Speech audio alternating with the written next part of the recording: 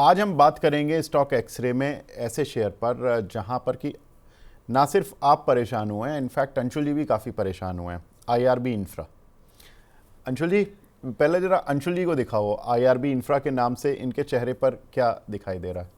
नहीं, मेरे चेहरे पे हमेशा सर आईआरबी के नाम से खुशी रहती है, क्योंकि 6 साल जो मैंने पीड़ा झेली थी अपना कैपिटल रिकवर करने में, उस प्रोसेस में मैंने ऐसी ऐसी चीजें सीखी कि अब कभी ये चीज रिपीट नहीं होगी और अब पैसा ही पैसा बनेगा। क्योंकि मैंने सीखी रिस्क रिवॉर्ड, मैंने सीखी पोजीशन साइजिंग, मैंने सीखा पेशेंस।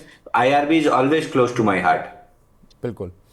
अंशुल जी, ये शेयर फंसा रहा है और अभी भी मैं जो आज फंडामेंटल ट्रिगर बताऊंगा ना, उसमें भी आपको ऐसा लगेगा देखने में सुंदर, लेकिन फिर फंसाने वाले कुछ इस तरह की चीज़ें हैं इसमें जो कि नोटिसेबल हैं। पहले मैं इस शेयर का लेवल बता देता हूं कि 78 रुपये 15 पैसे का इस शेयर ने जून 2024 में हाई लगाया। वहां से ऑलमोस्ट अभी 40% नीचे है ये काउंटर। ट्रिगर्स देखें तो कंपनी के Q2 में नतीजे अनुमान से बेहतर रहे, कोई प्रॉब्लम नहीं है। एचडीएफसी सिक्योरिटीज़ की ये रिपोर्ट बोलती है। मौजूदा ऑर्डर बुक 32,000 करोड़ रुपए है। यहां पर निवेशक फंसता है। देखिए, 32,000 करोड़ रुपए की ऑर्डर बुक है, कंपनी की रेवेन्यू का करीब 4.5 गुना है। कंपनी की आय करीब करीब 7,000 करोड़ एनुअली रहती है, उसका 4.5 गुना कंपनी की ऑर्डर बुक है। यहां लोग फंस जाते हैं। लेकिन प्रॉब्लम कहां है? प्रॉब्लम है ऑर्डर पूरा करने की रफ्तार बहुत धीमी है और अगले 2 साल में केवल जो एग्जीक्यूट कर सकती है कंपनी ऑर्डर, वो करीब 4,000 करोड़ रुपए के ऑर्डर होंगे। बाकी जो इनका दूसरा बिजनेस है वहां से रेवेन्यू आ जाएगा। तो यहां पर प्रॉब्लम है कि ऑर्डर पूरा करने की रफ्तार धीमी है। अब FY26 में कंपनी का जो रेवेन्यू है, यानी कि इस फाइनेंशियल ईयर में 6638 करोड़ रुपए का रेवेन्यू रहने का अनुमान है। तो ऑर्डर बुक एग्जीक्यूट तो हो रही है। अब 7,000 करोड़ का रेवेन्यू इन्होंने पिछले साल किया, इस साल और रेवेन्यू कम रह जाएगा। कंपनी कह रही है मार्जिन हमारे 22 से 23% रहेंगे ईपीसी बिजनेस में, जो इनका इंफ्रा वाला बिजनेस है। पाइपलाइन में कंपनी कह रही है हमारे 55,000 करोड़ रुपए के ऑर्डर हैं जो कि जिनको कि हम बिड कर रहे हैं। अब उसमें से कितने मिलेंगे कितने नहीं वो अलग बात है। कंपनी ने जो एक पॉजिटिव है बस कि 3 बीओटी प्रोजेक्ट्स हैं जिसमें कि एसेट मोनेटाइजेशन किया कंपनी ने, तो वैल्यू अनलॉकिंग की है, जहां पर कि स्ट्रीट थोड़ा बहुत पॉजिटिव देख रही है। बाकी अगर इनके इंफ्रा प्रोजेक्ट्स की रफ्तार एग्जीक्यूट करने की तेज हो जाती है, जब भी ये कंपनी थोड़ा सा पॉजिटिव हो पाएगी। एचडीएफसी सिक्योरिटी कह रही है कि भाई इनका जो अनुमानित ईपीएस है वो ₹1.10 ₹1.20 अगले 2 साल में। FY26 यानी कि इस साल में ₹1.10 ईपीएस आएगी, अगले साल में ₹1.20 ईपीएस आएगी। पी मल्टीपल 40 का चल रहा है, जो कि जनरली महंगा माना जाता है। वो कह रहे हैं कि ऐड तो कर लो इस काउंटर को ₹57 के टारगेट के लिए, लेकिन पहले इनका जो टारगेट था वो इन्होंने घटाया है। पहले इनके टारगेट था ₹68 का, इस नतीजों के बाद इन्होंने अपना टारगेट घटाकर 68 से 57 किया है।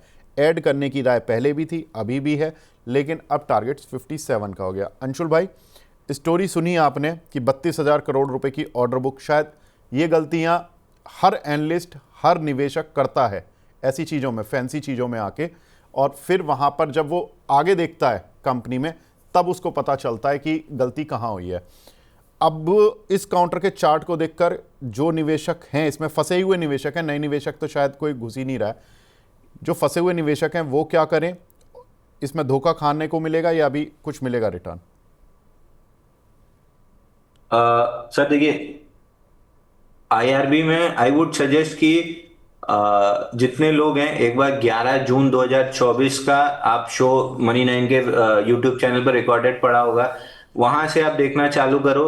उस दिन गैप डाउन खुला था और 5% नीचे था। तब से हम कहते आ रहे हैं कि एटीआर एक्सटेंशन कैंडल 30 जनवरी 2024 को था।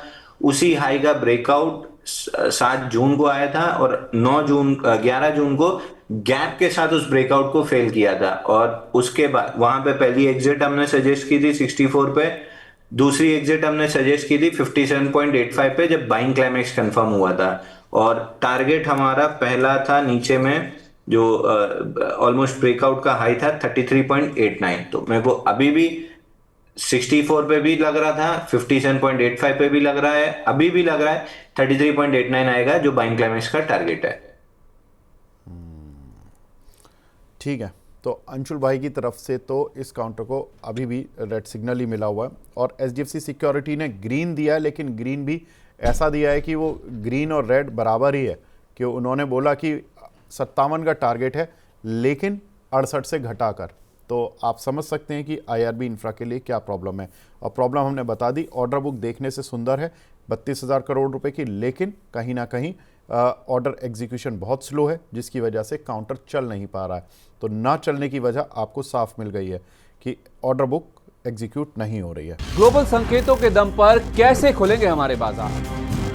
क्या कह रही हैं खबरें और ब्रोकरी रिपोर्ट्स? किन शेयरों में बनेगा पैसा?